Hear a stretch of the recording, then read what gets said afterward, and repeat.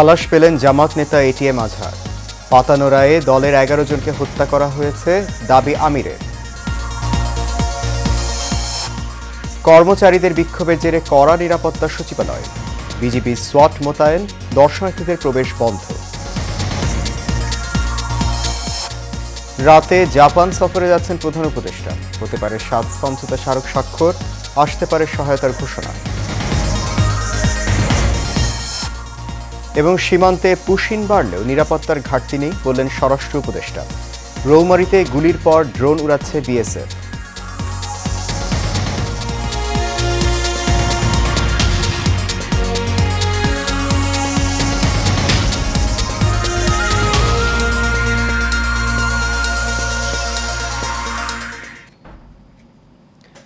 সবাইকে স্বাগত জানাচ্ছি এশিয়ান নিউজে। আপনাদের সাথে আছি আমি সৈয়দ মাহিউজ্জামান মুখর। শুনছেন বিআরবি কেবল ইন্ডাস্ট্রিজ লিমিটেড সংবাদ শিরোনাম। যাচ্ছি পুরো খবরে। মানবতা বিরোধী অপরাধের মামলায় মৃত্যুদণ্ডাদেশপ্রাপ্ত জামাতে ইসলামীর নেতা এটিএম আজহারুল ইসলামকে মৃত্যুদণ্ড থেকে খালাস দিয়েছেন আপিল বিভাগ। সকালে প্রধান বিচারপতি ডক্টর সৈয়দ রেফাত আহমেদের নেতৃত্বে 7 বিচারপতির পূর্ণাঙ্গ আপিল বেঞ্চ এ রায় ঘোষণা করেন। রায়ের পর আজহারের আইনজীবী বলেন, এই রায়ের মাধ্যমে সত্য বিজয়ী হয়েছে, মিথ্যা পরাভূত হয়েছে। আনসারুল ইসলামের ক্যামেরায় ওয়ালিদ সিদ্দিকীর রিপোর্টে দেখুন বিস্তারিত। মানবতা বিরোধী অপরাধের মামলায় 2014 সালে এটিএম আজহারুল ইসলামকে মৃত্যুদণ্ড দেন আন্তর্জাতিক অপরাধ ট্রাইব্যুনাল। 2019 সালে ওই মৃত্যুদণ্ডাদেশ বহাল রেখে রায় দেন আপিল বিভাগ। পরে খালাস চেয়ে আপিল বিভাগে রায় পুনর্বিবেচনার আবেদন করেন এটিএম আজহারুল ইসলাম। গত 26 ফেব্রুয়ারি ওই আবেদনের উপর শুনানি শেষে প্রধান বিচারপতি সৈয়দ রেফাত আহমেদের নেতৃত্বাধীন 5 সদস্যের আপিল বিভাগ অতিরিক্ত 4টি যুক্তিতে আপিল দায়েরের অনুমতি দেন। মানবতা বিরোধী অপরাধে এই প্রথম কোনো মামলায় সেদিন রিভিউ থেকে মূল আপিল শুনানির অনুমতি দিয়েছিলেন সর্বোচ্চ আদালত। গত 6 ও 8 মে আপিল বিভাগের পূর্ণাঙ্গ বেঞ্চে আপিল শুনানি হয়। মঙ্গলবার প্রধান বিচারপতির নেতৃত্বাধীন 7 সদস্যের আপিল বিভাগের পূর্ণাঙ্গ বেঞ্চ এটিএম আজহারুল ইসলামকে খালাস দিয়ে রায় দেন। এই রায়ের মাধ্যমে আমরা মনে করি সত্য জয়ী হয়েছে, মিথ্যা পরাজিত হয়েছে। জামাতের এবং বিএনপির 6 জন শীর্ষস্থানীয় নেতৃবৃন্দকে মৃত্যুদণ্ড কার্যকর করা হয়েছে। জনাব এটিএম আজহারুল ইসলাম সাহেব সৌভাগ্যবান, তিনি ন্যায় বিচার পেয়েছেন, আল্লাহ তাআলা তাকে বাঁচিয়ে রেখেছিলেন। তাই রায়ের পর্যবেক্ষণে আপিল বিভাগ বলছেন, সাক্ষ্য প্রমাণ পর্যালোচনা না করে বিচারের নামে অবিচার করা হয়েছিল। অতীতের রায়ে বাংলাদেশ সহ এই ভারতীয় সাবকন্টিনেন্টের ক্রিমিনাল বিচার ব্যবস্থার পদ্ধতি চেঞ্জ করে দেওয়া হয়েছিল। এটা ছিল সবচাইতে বড় ভুল। এই রায়ে ট্রাইব্যুনালের বিচারে কোনো প্রভাব পড়বে না বলে মন্তব্য করেন এই প্রসিকিউটর। আন্তর্জাতিক অপরাধ ট্রাইব্যুনালের যে জাজমেন্ট 5ই আগস্টের আগে হয়েছে সেগুলোতে কাস্টমারি ইন্টারন্যাশনাল ল অর্থাৎ আন্তর্জাতিক আইনের প্রযোজ্যতা ছিল না। এটিএম আজহারের খালাসের রায়ে জামাত ইসলামী নেতাকর্মীরা হাইকোর্ট প্রাঙ্গণে উল্লাস করেন। Walid Siddiqui, Asian television, Dhaka. দর্শক, এই বিষয়ে আরও খবর থাকছে সংবাদের পরবর্তী অংশে। সরকারি চাকরি সংশোধিত অধ্যাদেশ বাতিলের দাবিতে বিভিন্ন মন্ত্রণালয় ও বিভাগের কর্মচারীদের চলমান আন্দোলনের মধ্যেই প্রশাসনের প্রাণকেন্দ্র সচিবালয় ঘিরে কঠোর নিরাপত্তা ব্যবস্থা নেওয়া হয়েছে। মোতায়েন করা হয়েছে সোয়াট ও বিজিবির সদস্যদের। সকালে এই চিত্র দেখা গেছে। সচিবালয় গেটের সামনে অতিরিক্ত আইনশৃঙ্খলা বাহিনী মোতায়েন করা হয়েছে। কর্মরত কর্মকর্তা ও কর্মচারী ছাড়া আর অন্য কাউকে সচিবালয়ে প্রবেশ করতে দেওয়া হচ্ছে না। সচিবালয়ে আজ বিক্ষোভ করবেন কর্মকর্তা কর্মচারীরা। এর আগে সোমবার স্বরাষ্ট্র মন্ত্রণালয় জানায়, সচিবালয়ে আজ সব ধরনের দর্শনার্থীর প্রবেশ বন্ধ থাকবে।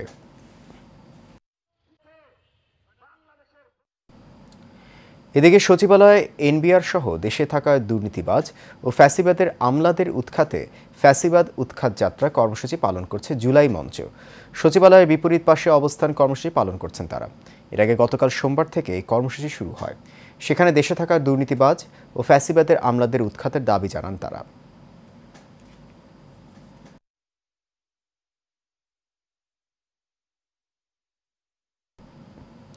4 দিনের সফরে রাতে জাপান যাচ্ছেন অন্তর্বর্তী সরকার প্রধান উপদেষ্টা ডক্টর মোহাম্মদ ইউনূস।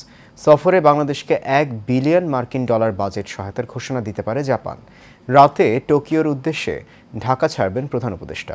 টোকিও সফরকালে জাপানের পররাষ্ট্রমন্ত্রী, জাপান আন্তর্জাতিক উন্নয়ন সংস্থা জাইকার president, Japan external trade organization জেট্রোর প্রেসিডেন্ট ডক্টর ইউনূসের সঙ্গে সৌজন্য সাক্ষাৎ করবেন। প্রধান উপদেষ্টা একটি বিজনেস সেমিনারে অংশ নেবেন। সেখানে তিনি জাপান থেকে বাংলাদেশে আরও বেশি বিনিয়োগের আহ্বান জানাবেন। আগামী 29 মে জাপানের টোকিওতে অনুষ্ঠেয় নিক্কেই ফোরামে অংশ নেবেন প্রধান উপদেষ্টা।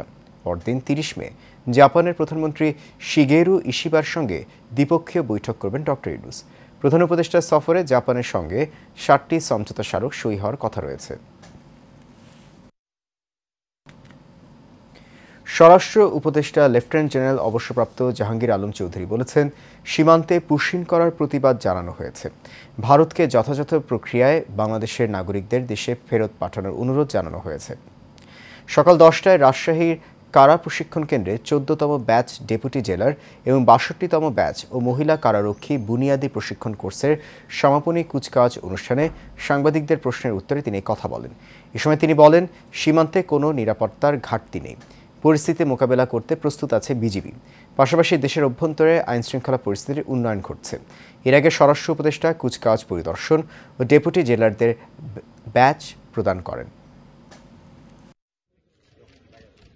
সীমান্তে পুশিংয়ের সংখ্যা বেড়েছে, এই জন্য আমরা প্রতিবাদও করেছি। বাট যারা আমাদের দেশি, আমাদের বাংলাদেশি, যেহেতু আমাদেরই ভাই, তাদের ক্ষেত্রে আমরা বলছি ভারতকে যে তোমরা প্রপার চ্যানেলে পাঠাও। সে যদি আমার দেশের নাগরিক হয় আমরা অবশ্যই তারে আমরা অ্যাকসেপ্ট করব। সীমান্তে কোনো ধরনের নিরাপত্তার কোনো অভাব নেই। আমরা আমার জনগণ সম্পূর্ণভাবে নিরাপদ এবং সীমান্ত সম্পূর্ণ নিরাপদ। আমার বাহিনী সবসময় যে কোনো পরিস্থিতি মোকাবেলা করার জন্য প্রস্তুত আছে। কোনো রকমের অশান্তি এখানে বর্ডারে হবে না। কুড়িগ্রামের রৌমারী সীমান্তে গুলির পর এবার ড্রোন উড়াচ্ছে বিএসএফ। সকাল 10:45 সীমান্ত এলাকায় এই ড্রোন উঠতে দেখা যায় বলে নিশ্চিত হওয়া গেছে। ঘটনার বিষয়টি নিশ্চিত করেছেন বিজিবি বড়াইবাড়ি ক্যাম্পের কোম্পানি কমান্ডার অঞ্জু মিয়া। জানা যায়, কুড়িগ্রামের রৌমারী সীমান্তে পুশিনের ঘটনায় বিএসএফ 4 রাউন্ড গুলি চালায়। ভোরে উপজেলার রৌমারী সদর ইউনিয়নের বড়াইবাড়ি সীমান্ত এলাকায় ঘটনাটি ঘটে। এরপর থেকে বিজিবি পাশাপাশি স্থানীয়রাও অবস্থান নিতে শুরু করেন। স্থানীয় বাসিন্দারা জানান, বড়াইবাড়ি সীমান্তের আন্তর্জাতিক মেইন পিলার এলাকায় ভারতের আসাম রাজ্যের কাকরিপাড়া ক্যাম্পের বিএসএফ সদস্যরা 14 জন নারী পুরুষকে বাংলাদেশ অভ্যন্তরের বড়াইবাড়ি সীমান্তে পুশিন করেন। ঢাকা বিশ্ববিদ্যালয়ের আন্তর্জাতিক সম্পর্ক বিভাগের শিক্ষার্থী শাহরিয়ার আলম সাম্য হত্যার মামলার রহস্য উদ্ঘাটন করেছে পুলিশ। একই সঙ্গে এই ঘটনায় 8 জনকে গ্রেপ্তার করেছে ঢাকা মেট্রোপলিটন পুলিশের গোয়েন্দা বিভাগ। সকালে ডিএমপির মিডিয়া ও পাবলিক রিলেশনস বিভাগ থেকে গণমাধ্যমে পাঠানো একটি খুদে বার্তায় এই তথ্য জানানো হয়েছে। খুদে বার্তায় বলা হয়েছে, আজ বিকেল 4:45টায় ডিএমপি মিডিয়া সেন্টারে সংবাদ সম্মেলনে বিষয়ে বিস্তারিত জানাবেন ডিএমপি কমিশনার শেখ মোহাম্মদ সাজ্জাদ আলী। এর আগে সোমবার সাম্য হত্যার অভিযোগে দায়ের করা মামলায় আসামি মোহাম্মদ রিপন দায় স্বীকার করে আদালতে স্বীকারোক্তিমূলক জবানবন্দি দিয়েছেন।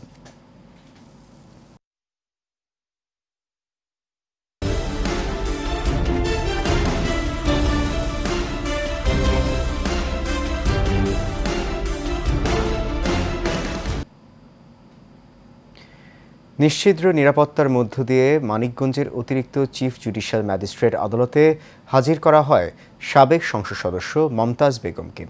সকাল 8:30টার দিকে কাশিমপুর কেন্দ্রীয় কারাগার থেকে পুলিশি পাহারায় তাকে আদালতে আনা হয়। আদালত এলাকায় যে কোনো অনাকাঙ্ক্ষিত ঘটনা এড়াতে নেওয়া হয় কঠোর নিরাপত্তা ব্যবস্থা।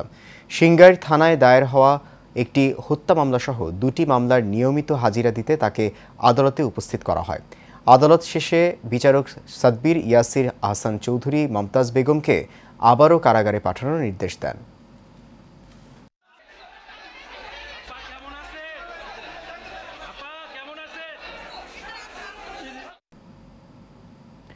কুড়িগ্রামের নাগেশ্বরীতে ইএসডিও পিপিইউ প্রকল্পের আওতায় বেরুবাড়ি শাখায় মাঠ পর্যায়ের কার্যক্রম ও পুষ্টি মেলা হয়েছে। বেরুবাড়ি বালিকা উচ্চ বিদ্যালয় মাঠে এই মেলার উদ্বোধন করেন উপজেলা নির্বাহী অফিসার শিব্বির আহমেদ।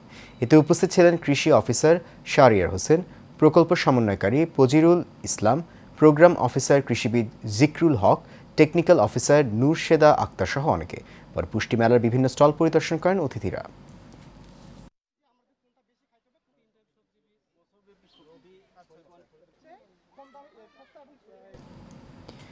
প্রশাসনের চোখ ফাঁকি দিয়ে সাভারের ভাকুরতা ইউনিয়নের বিভিন্ন এলাকায় সরকারি জমি দখল করে বসতবাড়ি ও দোকান করার অভিযোগ উঠেছে। স্থানীয়দের অভিযোগ, কাইসারচর মোড়, খাগুরিয়া মোড়, ভাকুরতা, মোগরাকান্দা, চাপড়া এলাকায় সরকারি পরিত্যক্ত জমি দখল করে বসতভিটা ও দোকান নির্মাণ করছে একটি মহল। এতে অনেক স্থানে চলাচলের রাস্তা বন্ধ হয়ে গেছে। দখলদাররা প্রভাবশালী হওয়ায় কেউ অভিযোগ করার সাহস পায় না। তাই সরকারি জমি দখল বন্ধে প্রয়োজনীয় ব্যবস্থা নেওয়ার দাবি স্থানীয়দের।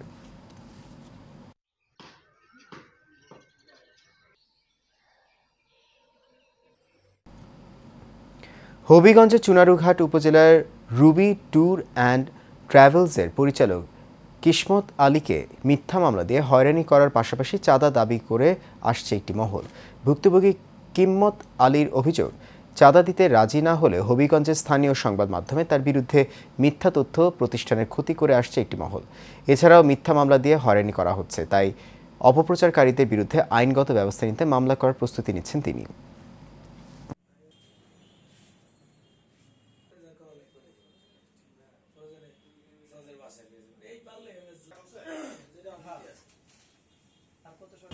আমি 2018 থেকে আমি দেশের বাইরে দেশে আসছি। এর আগে আমি দেশের বাইরে ছিলাম, দেশে আসছিলাম। এই প্রতিষ্ঠানটা আমি চালু করছি 2013 থেকে, এবং এই বিল্ডিংয়ে, একই বিল্ডিং এর মধ্যে আমি 2013 থেকে এই প্রতিষ্ঠানটা আমি চালু করছি।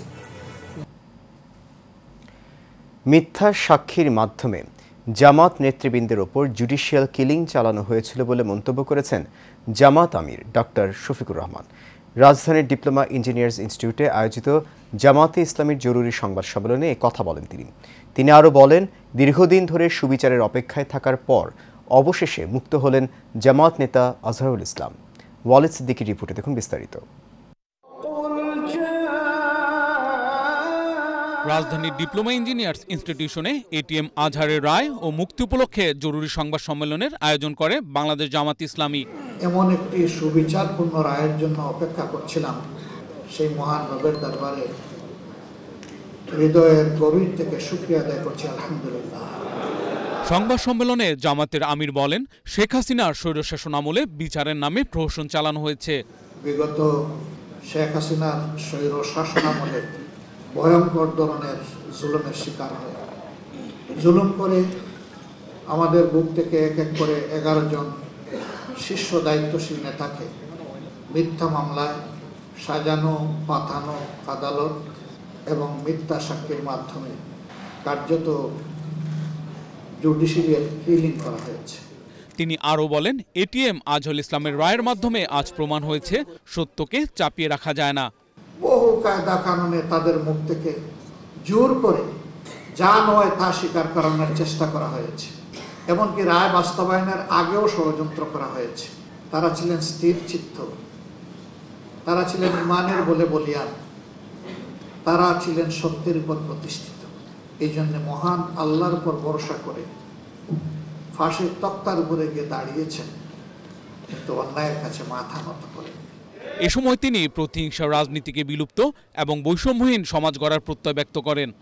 প্রতিশোধের রাজনীতির অবসান ঘটাবো, বৈষম্যের রাজনীতির অবসান ইনশাল্লাহ ঘটাবো। Walid Siddiqui, Asian television, Dhaka. মিথ্যা অপপ্রচারের প্রতিবাদ জানিয়েছে সংবাদ সম্মেলন করেছে ছাত্রদল। রাজধানীর মিরপুরে সংবাদ সম্মেলনে ছাত্রদল নেতারা বলেন, রোববার মিরপুরে একটি বেসরকারি শিক্ষা প্রতিষ্ঠানে অনুষ্ঠান করার অনুমতি নিতে গিয়ে মবের শিকার হয়েছেন ছাত্রদলের 6 নেতাকর্মী। শুধু তাই নয়, মব সৃষ্টি করে ওই 6 ছাত্রদল নেতাকর্মীকে চাঁদাবাজ আখ্যা দিয়ে আইনশৃঙ্খলা বাহিনীর হাতে তুলে দেওয়া হয়। মিরপুর 13 নম্বরের psych institute of medical science and টেকনোলজিতে ঘটনা ঘটে। এই ঘটনার কয়েকটি ভিডিও সামাজিক যোগাযোগ মাধ্যমে ছড়িয়ে পড়লে একটি ফেসবুক পেজ থেকে মিথ্যা তথ্য দিয়ে বিভ্রান্তি ছড়ানো হয়। যদিও বিভিন্ন গোয়েন্দা তথ্যের ভিত্তিতে যাচাই বাছাই করে সেনাবাহিনী রাতেই তাদের ছেড়ে দিয়েছে। ডুয়েট ছাত্রদলের প্রতিষ্ঠাতা সভাপতি ও তিতাস গ্যাসের সাবেক জিএম প্রয়াত প্রকৌশলী শফিকুল ইসলাম খানের স্মরণে শোক সভা ও দোয়া মাহফিল অনুষ্ঠিত হয়েছে।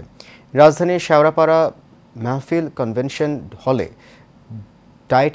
ডুয়েটিশিয়ানের আয়োজনে এই দোয়া মাহফিল অনুষ্ঠিত হয়। দোয়া মাহফিলে প্রধান অতিথি ছিলেন বিএনপির সহ সাংস্কৃতিক বিষয়ক সম্পাদক সাইদুর রহমান সাইদ সৌরভ। ডুয়েট ছাত্র সংসদের প্রথম নির্বাচিত জিএস প্রকৌশলী এম এ সালাম খানের সভাপতিত্বে এবং উত্তরাঞ্চল ইঞ্জিনিয়ার্স ফোরামের সাধারণ সম্পাদক প্রকৌশলী মুন্নুর আহমেদের সঞ্চালনায় দোয়া মাহফিল পূর্ব স্মরণ সভায় বক্তব্য দেন প্রকৌশলী মকবুল হোসেন মুকুল, প্রকৌশলী আকবর হোসেন সহ অনেকে।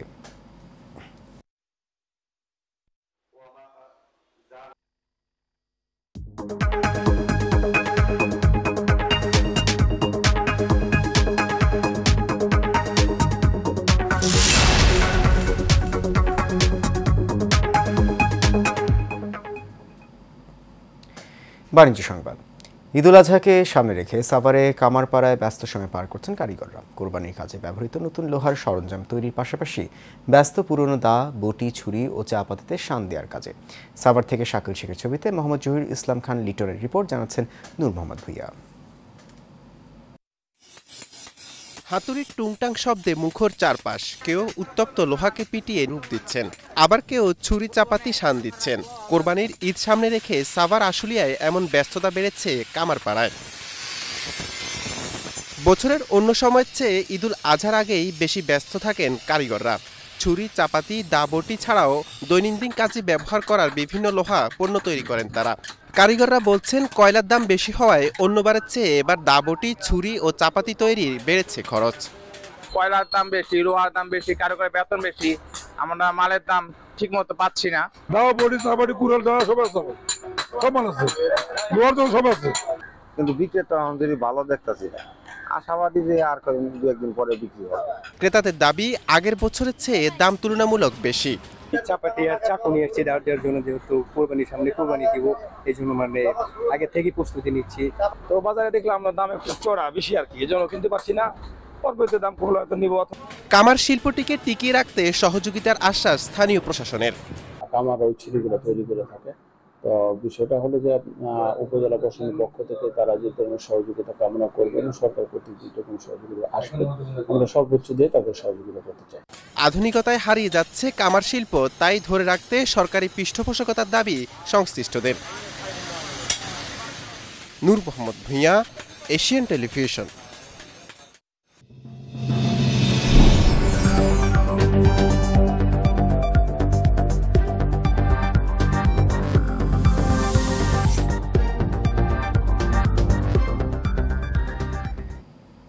এবার চট্টগ্রাম সংবাদ। ডায়মন্ড সিমেন্ট লিমিটেডের ২৭ বছর পূর্তিতে চট্টগ্রামে হালখাতা উৎসব ও ব্যবসায়ীদের মিলন মেলা অনুষ্ঠানের আয়োজন করা হয়েছে। চট্টগ্রাম ক্লাব অডিটোরিয়ামে এর আয়োজন করা হয়। এতে প্রধান অতিথি ছিলেন ডায়মন্ড সিমেন্টের ব্যবস্থাপনা পরিচালক আব্দুল খালেক পারভেজ। উপস্থিত ছিলেন উপব্যবস্থাপনা পরিচালক লায়ন মোহাম্মদ হাকিম আলী, পরিচালক আবদুল্লাহ আল ফরহাদ, GM আব্দুর রহিম সহ অনেকে। লিমিটেড সংবাদ শিরোনামগুলো জানিয়ে দিচ্ছে আরও একবার।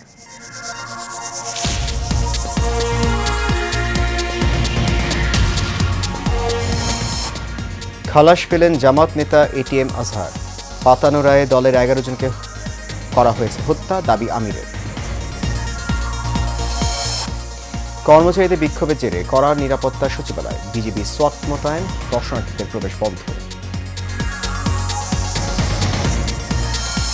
রাতে জাপান সফরে যাচ্ছেন প্রধান উপদেষ্টা, হতে পারে 7 সমঝোতা স্মারক স্বাক্ষর, আসতে পারে সহায়তার ঘোষণা। এবং সীমান্তে পুশিন বাড়লেও নিরাপত্তার ঘাটতি নেই বলে স্বরাষ্ট্র উপদেষ্টা। রৌমারিতে গুলির পর ড্রোন উড়াচ্ছে BSF।